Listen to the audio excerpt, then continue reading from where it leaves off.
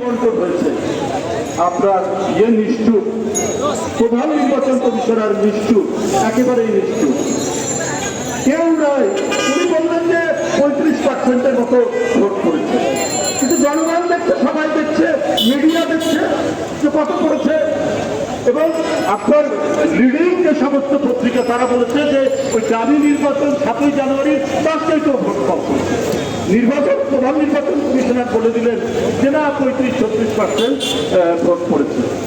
আবার একদিন পরই বলছে যে ধান কাটা চলছে, তো বড় ধান কাটা চলছে, এই কারণে একটু লোক কম হয়েছে, একটু লোক কম হয়েছে। এটা কিন্তু আমরা ভাগ দিয়ে বলে দিয়েছে।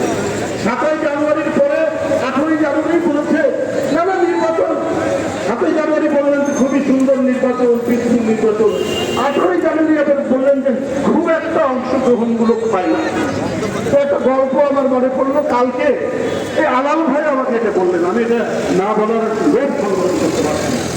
যে একজন ব্যক্তি চাকরি করে, উনি প্রতিদিন বিকালে অফিস থেকে এসে বউকে খুব সুন্দরভাবে ডাকেন, হ্যাঁ ডার্লিং, হ্যাঁ সুইটি, এই বলে ডাকেন।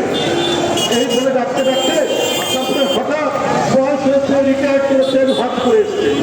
তো হজ করে এসে এখন ওর বউকে আর ডার্লিং সুইটি বলে ডাকে না, বলে আবুলের মা তুমি কোথায় আছো।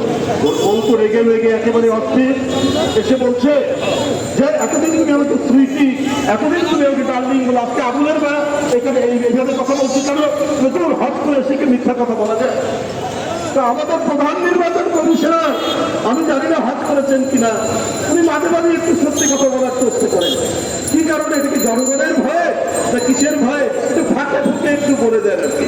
যাই হোক, এই ধরনের তামাশা, এই ধরনের জুয়া চুরি, এই ধরনের লুটপাটের সংস্কৃতি শেখ হাসিনা কায়েম করেছে। সুতরাং